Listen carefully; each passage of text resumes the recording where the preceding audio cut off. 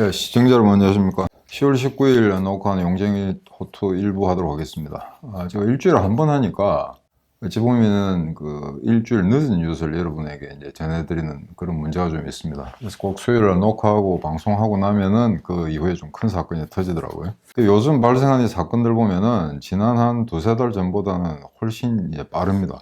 사건 사고의 양도 많고 말이죠. 그래서 분석하고 종합하고 연구해야 될 테마들이 꽤 많은데, 오늘은 우크라이나 전중에서 군사적인 측면보다는 러시아가 어느 정도로 이제 정치적으로 코너에 몰려 있는가, 그런 점에 이제 중점을 두고 설명을 좀 드리기로 하겠습니다. 지난번에 러시아가 이제 그 남부 사계주, 우크라이나 남부 사계주를 억지로 병합을 했죠. 물론 국제법적으로 인정이 되지 않습니다만, 유엔이 일단 거기에 대해서 이제 규탄 결의안을 발의를 했습니다. 발의가 통과됐는데 10월 12일 날. 근데 이게 이제 찬성이 143표, 반대 5표, 이제 기권 35 이렇게 나왔습니다. 이게 이제 숫자가 좀 비슷한 게 제일 처음에 우크라이나 침공에 대해서 유엔이 규탄 결의했을 때 그때는 141개국이 찬성하고 반대가 5개국, 그 다음에 기권 35. 거의 똑같습니다. 다만 이제 그때에 비한다면은 2표가 더 늘어가지고 찬성이 143표가 됐는데, 그래서 이 규탄 결의안을 통해서 4개 주를 병합했습니다만 유엔이 인정하지 않겠다. 근데 국제법적으로 인정되지 않는 그런 엉터리 절차였다라고 유엔이 규탄을 했습니다. 근데 과거에 이제 기권을 하다가 찬성으로 돌아선 나라 중에 이제 눈에 띄는 나라가 브라질입니다. 원래 이제 극우파가 집권하고 있는데 이상하게 이 나라들이 이제 권위주의 국가들하고 좀 이렇게 보조를 맞추는 이런 경향이 있다 보니까 브라질이 사실은 이제 서구하고는 좀 동떨어진 의사결정을 내릴 때가 많았는데 이번에 이제 찬성으로 돌았습니다. 그러니까 반대를 보면은 이제 벨라루스, 북한, 시리아, 니카라구아 이렇게 됐었는데 니카라구아가 새로 이제 반대를 했었고요. 그전에는 1차 결의안 때는 에리트리아, 동아프리카 에리트리아였는데 거기에 빠지고 이제 니카라구아 이게 지금 옛날에 좌파 정권이 다시 들어선 것 같은 그런 분위기이기 때문에 이 나라도 중남미에서 거의 고립 상태. 그러니까 중미, 남미가 이제 극자 노선으로 가고 있음에도 불구하고 이 나라 특히 심합니다. 니카라과는. 그래서 이제 러시아에 한 표를 던졌다. 그래서 벨라루스, 북한, 시리아, 니카라과 이렇게 됐습니다. 그 다음에 기권한 나라들은 뭐 대충 짐작해 갑니다. 중국, 인도, 파키스탄, 태국, 베트남, 베네수엘라, 남아공 이런 나라들인데 이란은 이제 결석을 했고요. 표기를 참여하지 않았다는 거죠. 결석하면 그게 결국 기권이나 마찬가지입니다. 그런데 베네수엘라나 베트남이나 이런 나라가 기권했다는 거는 이해가 되는데 남아공이 좀 고약하죠.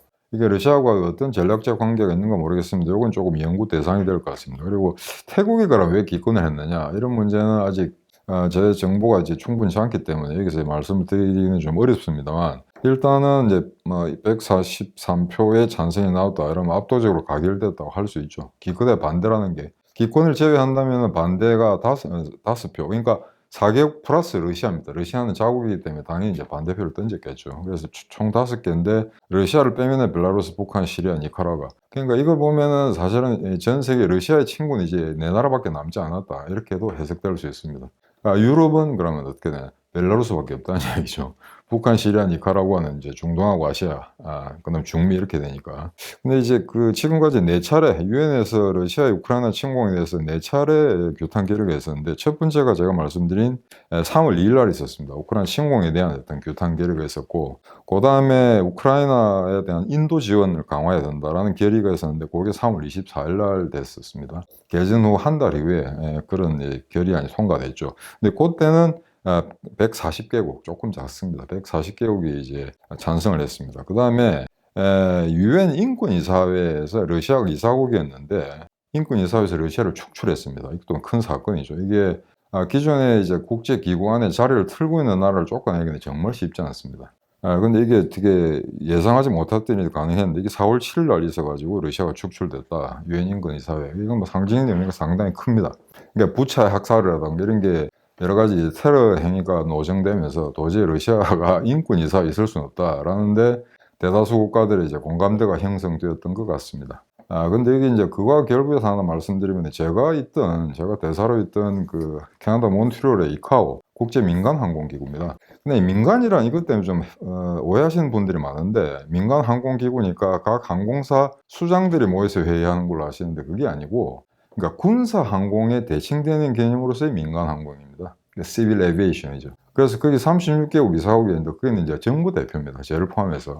한국이 거기 이제 이사국으로 들어가 있고요. 근데 거기에 러시아가 포함되어 있었는데 이번에 이카오의 결정에 따라서 러시아가 거기서도 축출됐다고 합니다. 그래서 이건 이제 상징 효과 큰 게 원래 유엔의 그 전문기구들, 그러니까 WHO 세계보건기구라든가 UPO 만국우핀연맹, 그다음에 IMO 국제해사기구, 그다음에 이카오, UIT, ITU 국제통신연합 같은 거 이런 거는 전부 이제 비정치적인 전문기구이기 때문에 정치적인 이슈에 대해서 특정 국가를 규탄한다는 가지는 않습니다. 그럼에도 불구하고 사태가 워낙 심각하니까 결국 국제 민간 항공기구에서도 러시아가 퇴출당하는 이런 현상이 발생했습니다. 그리고 이제 네 번째가 바로 이제 얼마 전에 10월 12일 날 143개국이 러시아 영토 병합을 규탄하는 그 성명을 냈습니다. 결의안을 채택을 했죠. 그래서 이제 그 여기에 대해서 이제 서방들이 그 병합을 하고 난 다음에 우크라이나가 계속해서 진격을 하니까 그 사개주가 이제 러시아 영토다라고 표방을 했음에도 불구하고 서방 사회가 인정하지 않죠. 그래 우크라이나군은 계속 쳐들어가고 어찌 보면 이게 러시아가 하나의 그 레드라인을 설정했다 볼 수 있거든요. 너희들이 만약에 우리가 러시아 자기들 뭐 엉터리로 하긴 했습니다만 자기가 러시아 영토라고 주장하는 사개주에 대한 공격을 개시할 경우에는 러시아 본토에 대한 침공으로 간주하겠다. 그래서 핵을 사용할지도 모른다라는 공갈 협박을 했었죠. 그게 아마 이게 어찌 보면 러시아가 서방과 우크라이나에 대해서 설정한 최초의 레드라인이었는지도 모릅니다.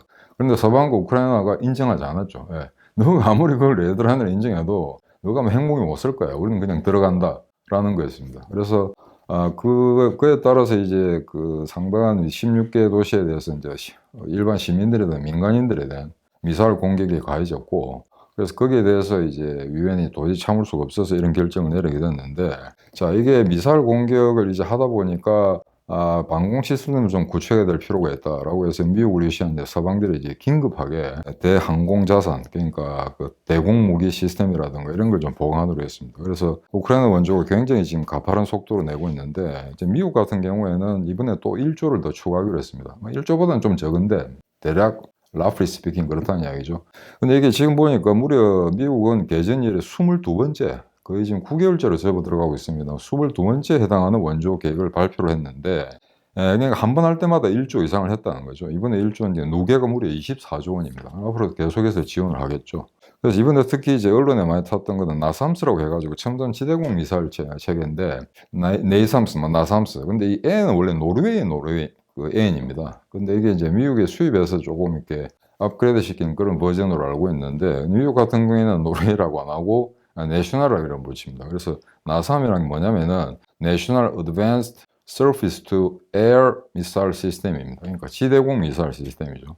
근데 요거는 지금 8기를 제공하기로 했는데 지금 다 전달됐는지는 모르겠습니다. 근데 요거는 이 무기는 이제 레이더 추적 장치를 통해서 그 미사일을 요격하는 막 그런 체제가 되겠습니다. 그 다음에 영국의 암람 이게 뭐 지금 그 공대공 미사일로서는 전 세계에서 제일 좋다고 알려진 우리나라 공군에서도 쓰고 있습니다. 그 암람 중거리 공대공 미사일을 제공했다. 근데 이 나삼스에도 실제 지대공 미사일을 쓰는 종류는 그 암람입니다. 예. 근데 약간 이제 버전이 좀 다른 것일 수가 있는데 기본적으로는 노르웨이가 만든 그 시스템에 영국제 암람 공대공 미사일이 장착이 돼 있고 그걸 이제 미국이 이제 시스템을 쓴다고 하는 이야기죠.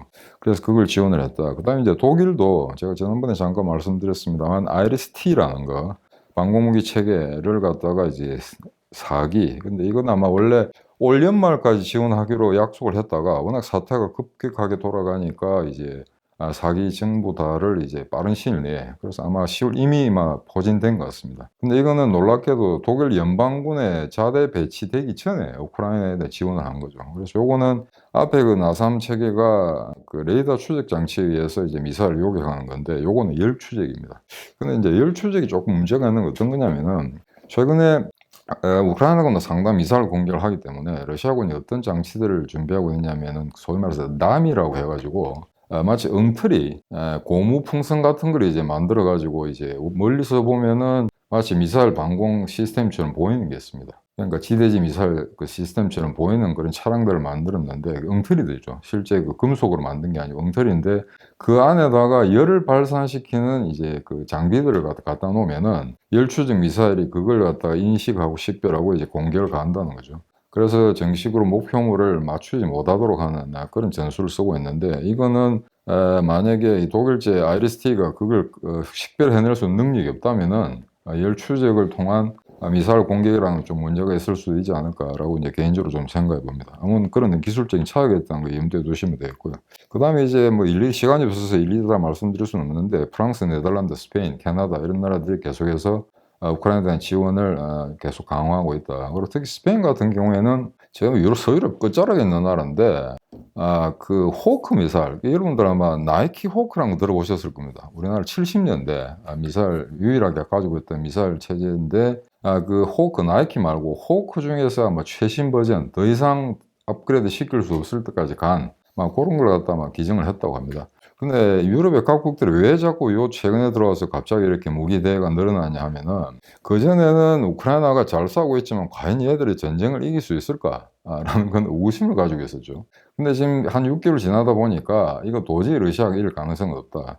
러시아가 핵을 쓰든 안 쓰든 아무리 동원령을 내리든 어떻게 하든 전황을 뒤집을 수 있는 여력은 없다고 판단하고, 어차피 최종적으로 우크라이나가 전쟁에 이길 걸 전제로 해서 나중에 우크라이나가 섭섭하지 않도록 그냥 우리도 니를 도왔다, 그때 너가 어려울 때 도왔다라고 이제 점을 찍기 위해서 계속해서 이제 공유를 하는 거죠. 그래서 큰 나라뿐만 아니고 유럽의 이렇게 중소규모 국가들도 이제 적극적으로 우크라이나를 지원하게 됐다, 뭐 이런 상황에 있습니다.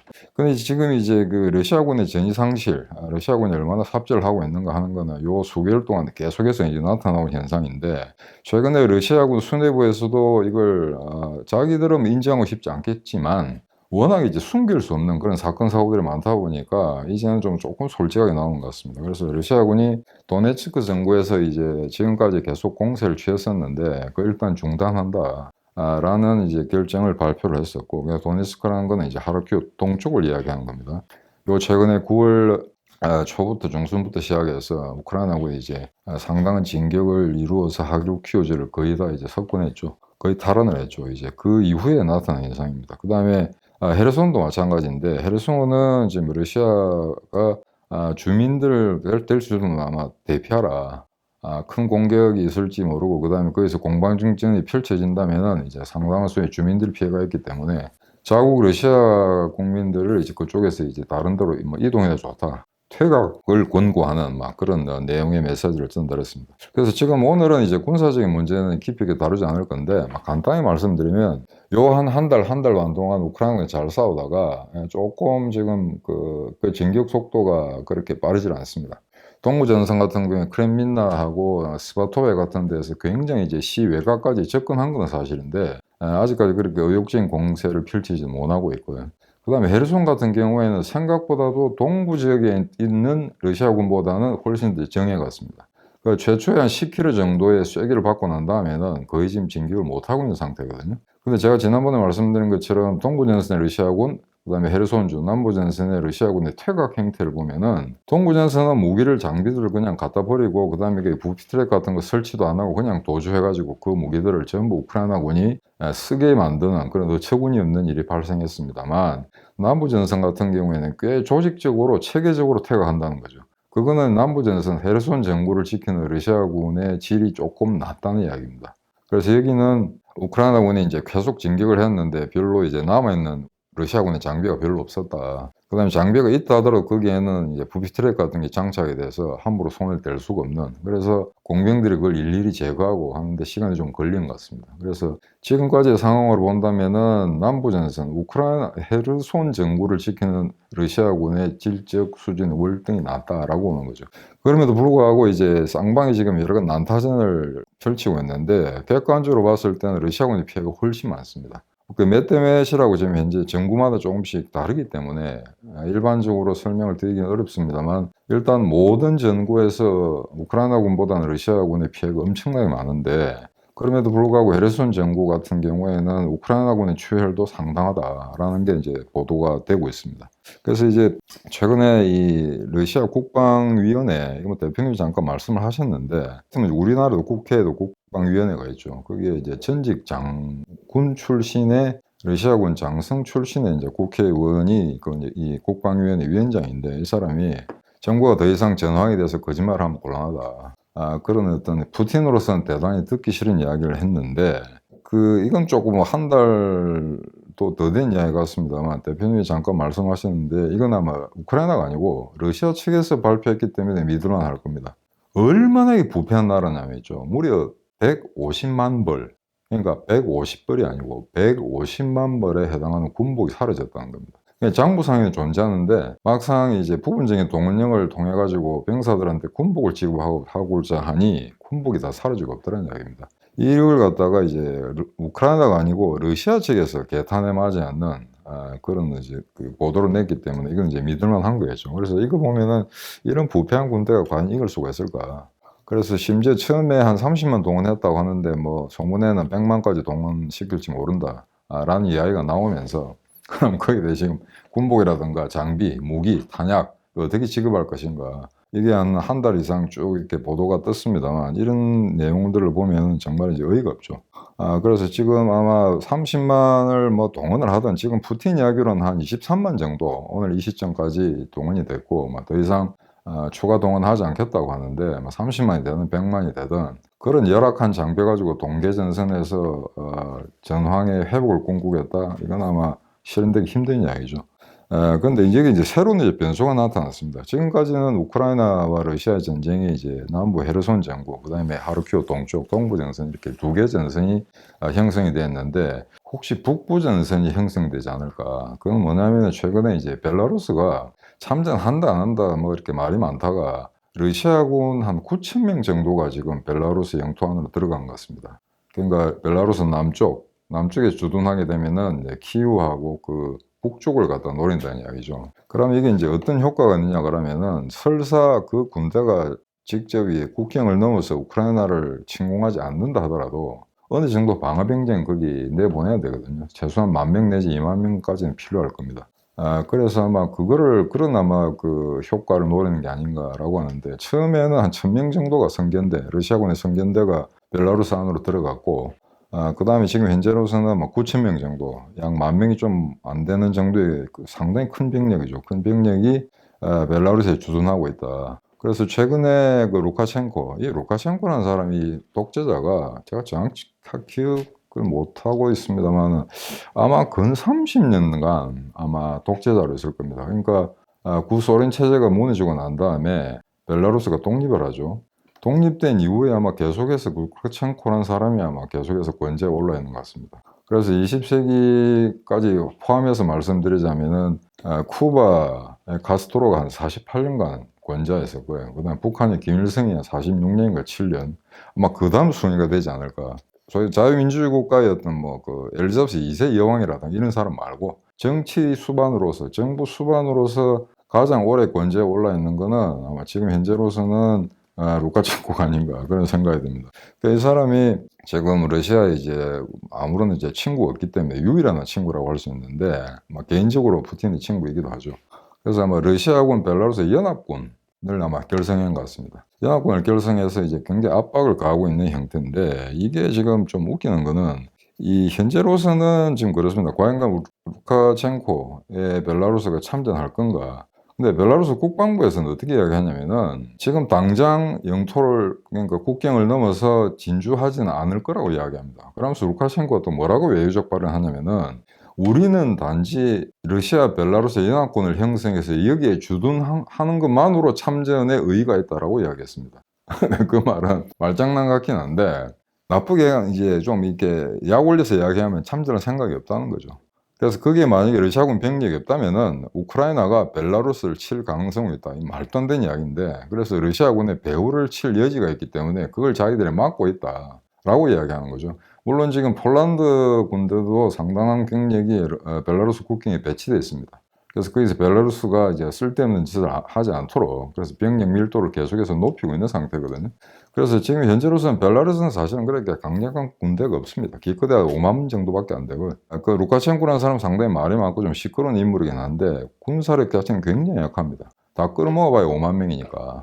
그래서 그거는 지금 단독으로 우크라이나를 칠 여력도 없고 쳤다고 해봐서 전황이 이렇게 돌변할 가능성은 거의 없습니다. 그건 제가 말하는 게 아니고 이제 전 세계 군사 전문가들이 이야기하는 건데 다만 이제 한 가지 좀 문제가 되는 거는 거기에서 계속해서 이제 교란 행위를 할 경우에 강행 정찰을 한다든지 계속해서 군사 연습을 하면서 우크라이나 국경을 이제 교란시킬 경우에 결국 우크라이나군도 동부하고 남부에 치중해 있는 병력의 일부를 거기에 주둔시키지 않을 수밖에 없죠.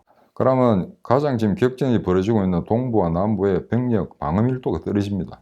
공세 밀도도 떨어지는 거고 말이죠. 그래서 우크라이나군의 병력을 여러 갈래로 분산시키는 그런 효과는 발생할 수 있습니다. 그러니까 동부, 남부 외에 북부정선 하나를 설사 전투가 전개되지 않는다 하더라도 우크라이나군의 병력을 여러 갈래로 분산시킬 수 있는 그런 어떤 그 부차적인 효과는 있다는 거죠. 그걸 벨라루스하고 러시아가 노리고 있는 게 아닌가라고 생각되는데, 한 가지 조금 염려되는 거는 지금 그 서방의 물자 지원을 통해서 우크라이나가 지금 버티고 있습니다. 근데 그 대부분의 8, 90%의 물자는 폴란드 국경을 지나서 건너오고 있거든요. 근데 만약 거기에 주둔하고 있는 벨라루스와 러시아군이 벨라루스군이 침투 안 한다 하더라도 러시아군은 뭐 할 수도 있겠죠. 그러면 그 러시아군이 북에서 남으로 남진할 경우에 서에서 동으로 이어지는 우크라이나군의 보급선이 파괴될 가능성이 있습니다. 그렇게 되면 좀 더 원거리에서 철도를 이동시켜야 된다거나 교란이 발생하기 때문에 그 점은 이제 상당히 우려되는 부분이 있는데, 지금 현재로서는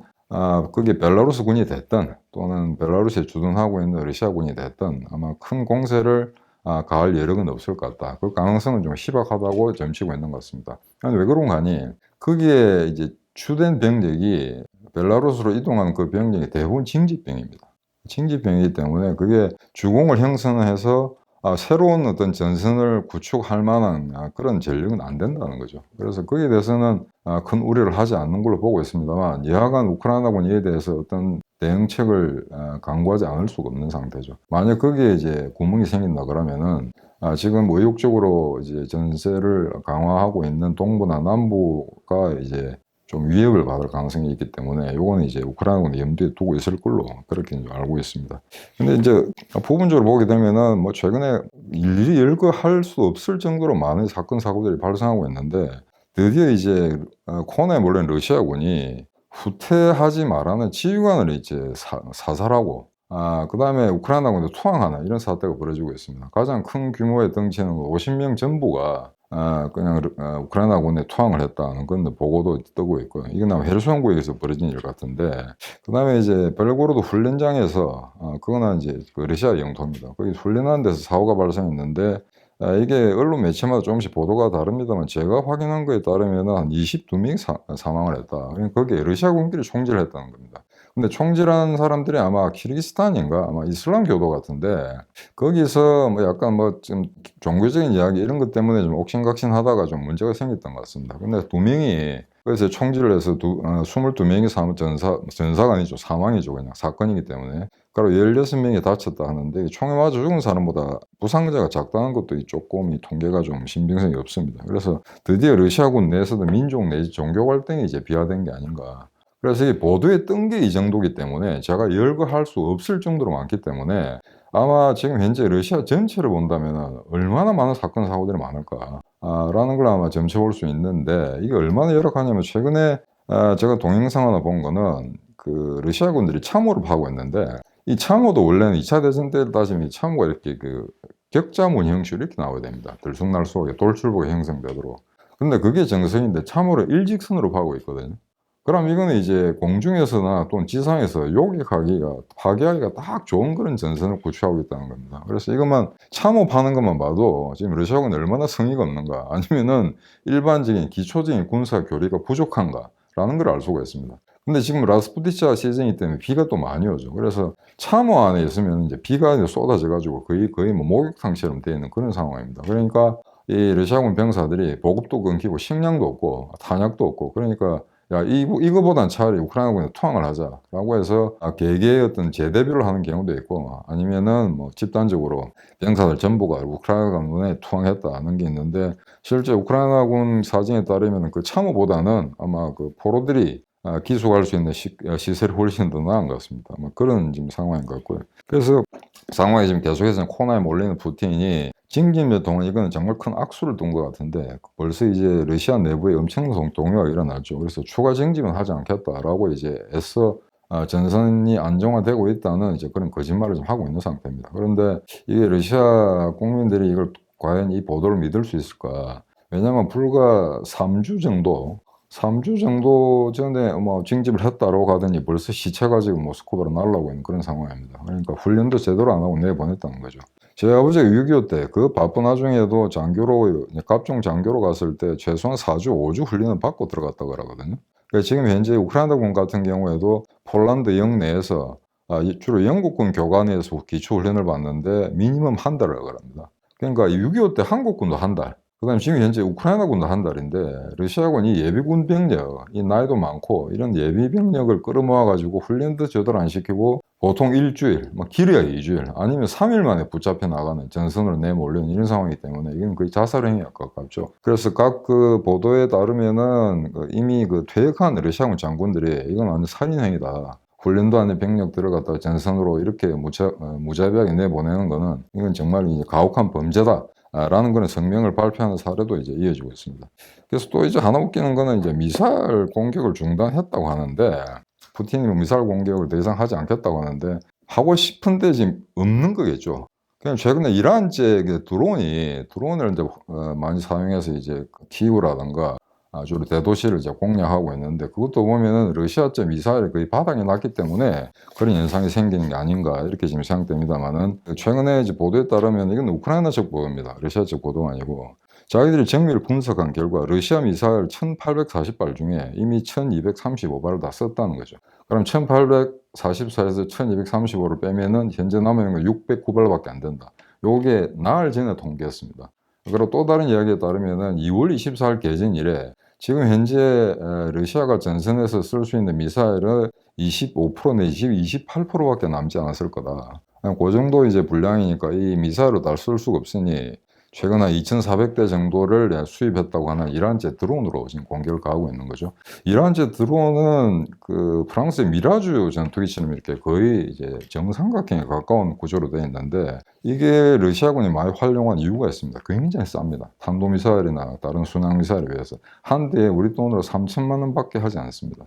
근데 다른 건 되게 순항미사일 같은 경우에 뭐 20억 가량 하거든요. 그러니까 문제는 우크라이나군은 좀 이제 문제가 생기는 게, 이란제 드론을 맞출 수 있다 하더라도 이게 3천밖에 안 한 것 같다가 몇 억짜리 미사일로 맞출 수는 없거든요, 이게. 수지 타산에 맞지 않는. 근데 좀 웃기는 거는 최근에 보니까 우크라이나 경찰관들이 차에서 내려서 소총으로 이 이란제 드론을 격추시키는 그런 광경도 이제 잡혔습니다, 카메라에.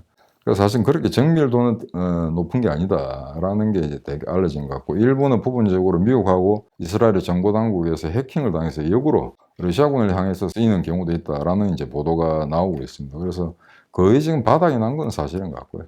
그래서 과연 이 바닥이 얼마 정도 나는가 하는 구체적인 통계, 이런 거는 우크라이나군 당국이 발표하는 거, 영국이 발표하는 건 조금 차이가 있습니다. 하지만 거의 아마 대충 유사한 그런 통계치를 보이고 있기 때문에, 이거는 지금 현재로서는 이제 전반적으로 이제 탄약이라든가 미사일 개수라든가 그다음에 연료라든가 이런 전반적인 병참 사정은 극도로 악화되고 있다는 거는 이제 사실인 것 같습니다. 그러니까 이런 상황에서 이미 정치적으로도 이제 코너에 몰리고 있는데, 군사적으로 전투에서 이길 가능성이 없다고 대부분의 국가들이 판단하는 거죠. 그러다 보니까 이거 이제 러시아 이 허당이다. 굳이 러시아 눈치를 볼 수가 없다 하는 대표적인 사례가 얼마 전에 있었습니다. 이게 뭐냐면은 10월 14일 날 카자흐스탄 아스타나가 제일 큰 도시죠. 그 구독립국가 연합이라는 회의가 있었습니다. 그게 이제 구소련 체제 무너지고 난 다음에 독립국가 연합이라고 탄자 붙은 나라들, 카자흐스탄, 투르크메니스탄, 키르기스탄 이런 나라들 있죠. 벨라루스라든가 이런 나라들은 러시아와 함께 회의를 했었는데, 여기에 이제 푸틴도 당연히 참석했죠. 그래서 과거에 우리 친구 있지 않느냐, 우리 같은 나라에 속했었다, 그런 어떤 동료의식을 부추기 위해서 이 회의를 했었는데, 거의 대부분의 국가들이 러시아와 상당한 거리를 두는 그런 발언을 했습니다. 그래서 하나 보면 카자흐스탄은 이미 오래전에 발표했습니다. 루안스크하고 도네츠크가 자기들이 자칭 독립했다고 하는데 그 독립을 인정하지 않겠다라고 하는 거죠. 카자흐스탄은 지도를 보시면 러시아와 상당한 거리를 이제 국경을 맞대고 있습니다. 근데 제가 아는 바로는 그 카자흐스탄 영내에, 그러니까 러시아 쪽이 아니고 카자흐스탄 영토 내에도 북쪽 지역은 러시아 주민들이 상당히 많이 살고 있다고 그럽니다. 러시아계 주민들이. 그래서 이게 우크라이나와 마찬가지였던 그런 공격을 받을 가능성도 없지 않아 있기 때문에 여기서 단도리를 확실히 하자는 게 카자흐스탄의 의도라고 할 수 있죠. 그래서 루안스크 도네츠크는 엉터리 그런 공화국들 인정하지 않겠다라고 했고, 그 다음에 아제르바이잔은 얼마 전에 러시아가 미는 그 아르메니아하고 전투 중에 있기 때문에 러시아하고는 상당히 이제 입장이 좀 난처한, 과거에는 뭐 같은 뭐 족속이었습니다만 지금은 뭐 완전히 등을 돌린 그런 상태인데, 이 나라는 어떻게 이야기했냐면 우크라이나는 침략자 러시아죠. 침략자와 싸워야 마땅하다라는 이런 발언을 했고, 이게 언론 보도가 아니고 공식 석상에서 했다는 겁니다. 그다음에 키르기스탄은 러시아의 특별 군사 작전을 연기해야 된다. 근데 연기라는 게 이제 표현이 조금 이상한데 뭐 폐기해야 된다라고 하는 뜻이겠죠. 그다음 우즈베키스탄 같은 경우에는 아마 러시아의 푸틴이 계속 꼬드겼던 모양입니다. 전투에 좀 참여하잖아요. 그런데 외국 영토에 대해서는 참전을 금지하는 게 자국의 기본적인 입장이다라고 발표를 했고, 뭐 이런 여러 가지 크고 작은 어떤 논쟁들이 쭉 회의 중에 오가다가 결과적으로 맨 마지막에 이제 푸틴에게 어퍼컷을 날린 거는 타지키스탄이었습니다. 이 타지키스탄의 그 에로말리 라흐몬이라는 사람인데, 대통령인데 현재 이 사람이 뭐라고 했냐면은 러시아는 구독립국가연합 소속 국가들, 그러니까 벨라루스 등과 탄자 붙은 나라들을, 자기 같은 나라들을 속국 취급하지 말라라고 이야기한 겁니다. 그러니까 원조도 하지 마라. 그냥 대등한 국가끼리 그냥 교역을 하자. 그래서 뭐 쓸데없이 무슨 형제 국가라고 뭐 지원해가지고 나중에 생성 내지 말고 그냥 대등한 국가 대 국가로서의 교류를 원한다. 이런 게 폭탄 발언을 했거든요. 그래서 이번에 푸틴이 얘들을 끌고 뭔가 해보려고 했는데, 외교적인 성과를 거둬보려고 했는데, 벨라루스 단 한 나라만 러시아 편을 들었고 거의 대부분의 나라들이 전부 등을 돌린 그런 상태입니다. 그래서 이제 벨라루스 하나만 남았다. 유럽 내에서, 중앙아시아 포함해서 구소련 지역에서는 벨라루스 하나만 그나마 형식적으로 이제 러시아의 우군이 되고 있다라는 건데, 아까 제가 말씀드린 것처럼 벨라루스가 참전할지 모른다라는 이야기가 나오고 있음에도 불구하고 왜 참전이 안 되느냐. 이 나라는 경제력도 군사력도 약하기 때문에 만약에 러시아와 우크라이나를 치는 그런 이제 적군에 포함되게 된다면은 그 다음에 이제 서방으로부터 가차없는 경제복이 따르겠죠. 그러면 러시아가 망하는 속도가 훨씬 빠르게 먼저 아마 벨라루스가 망가질 수가 있을 겁니다. 거기다 정치적 기반도 워낙 약하기 때문에 아마 루카첰코는 이제 형식적으로는 이제 푸틴의 뜻에 따르는 양 아마 그렇게 쇼를 하겠습니다만, 근본적으로는 막 참전할 의사가 없는 게 아닌가라는 게 서방 언론들의 막 대체적인 시각인 것 같습니다. 그다음에 이제 이 회의에서, 아스타나 이 회의에서 10월 14일 해가지고 한 2, 3일 했던 모양인데, 여기서 이제 푸틴이 아주 코너에 몰리니까 뭐라고 했냐면은 2025년, 후내년이 이제 1945년부터 따지면 2차 대전 종전 80주년이 되죠. 그래서 그걸 어떤 나치와의 투쟁에서 승리한 그런 어떤 그 전승 단결의 해로 정하자라고 이제 이런 외교적 발언을 했는데, 뭐 별다른 반응을 얻지 못했던 것 같습니다. 근데 푸틴은 2024년에 대통령 선거이기 때문에 그 이후에 대통령을 할지 안 할지 모르겠습니다. 아니면 권좌에서 쫓겨날지. 근데 하여튼 이런 그 별 의미 없는 이런 상징적인 어떤 구호들, 나치와의 80년 전에 나치와의 전쟁에 승리한 게 지금 무슨 의미가 있으면, 그러니까 그런 지푸라기로 하나 잡고 싶은 거죠. 그냥 과거에 자기들 그 동맹국이라고 생각했던 나라들 하나하나 떨어져 나기 때문에 그런 거라도 하나 잡고 계속해서 우크라이나를 이끌어 가보자 하는 게 아마 지금 푸틴의 생각 같은데, 그게 요 최근에 어떤 국제회라든가 그다음에 그 각국의 언론 매체에서 뜨는 러시아에 대한 어떤 입장 이런 거로 봤을 때는 정말 코너에 몰렸다. 이제 갈 때까지 갔다. 군사적으로 안 되는 일을 정치 외교적으로 커버해보려 했으나 그 맛으로 지금 제대로 되지 않는다라는 걸 읽을 수가 있습니다. 그럼 여기서 그러면 미국과 서방, 우크라이나는 어떻게 해야 되느냐? 처음에는 어떻게 생각했냐면 이렇게 했을 겁니다. 러시아가 단기절전에 우크라이나를 갖다가 이겨내지 못한다면은 이걸 장기전으로 끌고 가면서 서방이나 우크라이나가 지치도록 만드는 게 자기들의 기본적인 책략일 거다라는 이제 분석이 팽배했습니다. 그리고 곧 겨울이 오기 때문에 아무리 대체 에너지 자원을 확보한다고 합니다만 이번 겨울 유달리 춥겠죠. 그죠? 연료가 부족하니까. 우크라이나 물론이고 서방도 마찬가지일 겁니다. 그래서 이런 걸 계속 지지부진하게 이끌어가면 결국에는 러시아의 유리한 조건이 조성되지 않을까라고 생각하는 것 같습니다. 지금 당장 전황을 바꿀 그런 여력도 가능성도 없기 때문에 설사 핵무기를 부분적으로 쓴다 하더라도 전황의 차이가 없을 거라는 게 대부분 전문가들의 분석입니다. 그래서 지금 그 우크라이나 군사시설보다는 변전소라든가 발전소라든가 이런 걸 지금 때리고 있거든요. 그냥 이번 겨울을 나기 힘들 정도로 에너지원이 확보되는 그런 장소들을 파괴시키자는 겁니다. 근데 발전소는 대개 도심의 외곽에 떨어져 있습니다만, 변전소라는 거는 도시 곳곳에 있지 않습니까? 그러니까 거기를 목표로 해서 계속해서 미사일 공격을 날리니까 이건 거기 이제 주민들, 민간인들에 대한 피해라든가 어떤 그런 고민거리, 상처, 심적인 압박 이런 거 상당히 다대하다고 할 수 있겠죠. 그래서 지금 현재로 봤을 때는 이 라스푸티차도 오는 데다가 지금 현재 우크라이나가 공세를 이어가고 있는데 이걸 갖다가 만약에 겨울이 온다고 해서 지금 전투가 계속 돈자되는 이런 현상이 지속된다면은 부분적으로는 러시아군에 유리한 환경이 조성될지는 모릅니다. 왜냐면은 라스푸티차가 와가지고 지금 그 제대로 된 장갑 궤도 차량이라든가 일반 군용 차량이 운용할 수 없는 그런 시기가 된다면은 현재로서는 우크라이나가 조금 더 어려울지도 모릅니다. 왜? 우크라이나가 지금 공자거든요. 공기관의 입장이거든요. 그리고 러시아는 방한의 입장이기 때문에 둘 다 차량 이동에 문제가 많다고 합니다만 일단 상황이 저런 자연 환경 같으면은 방한은 러시아가 조금 더 유리한 거죠. 그래서 아마 다음에 지금 현재 그 수준 낮은 징집병들 그런 예비군 병력들을 갖다가 좀 더 훈련시킬 수 있는 시간도 벌 수 있다는 겁니다. 그럼 서방과 우크라이나는 뭘 해야 되냐? 지금 끝장을 내야 됩니다. 러시아군이 시간을 벌기 전에 좀 더 정예화된 병력들 전선으로 내몰기 전에 지금 가혹하게 몰아붙여야 되거든요. 그런 측면에서는 지금 러시아에 대항해서 쓸 수 있는 여러 가지 각종 무기들 전반적으로 우크라이나 간에 적극적으로 지금 총각을 다투는 그런 시기가 아닌가라고 생각됩니다. 그래서 전쟁이 질질 끌고 이제 장기전으로 돌아가게 되면 러시아로서도 이제 곤욕스럽죠. 중간에 어떤 형식으로 휴전을 할 거냐 하는 게 이제 러시아로서 상당히 곤혹스럽기 때문에 전쟁을 단지 장기전으로 끌고 가는 게 어느 한쪽에 유리한 건 아닙니다만 지금 몇 개월 동안의 한시적인 요 측면을 본다면은 아마 동부전선, 남부전선에서 계속 전진을 하고 있는 우크라이나 예봉이 꺾이면서 상당히 이제 그 의욕적으로 추진했던 공격에 차질이 생긴 게 아닌가 이런 우려가 발생할 수 있습니다. 따라서 지금 좀 더 서방과 미국이 적극적으로 무기 대여를 해줘야 될 때가 아닌가 그렇게 좀 개인적으로 평가하고 있습니다. 1부 이거로 마치겠습니다. 안녕히 계십시오.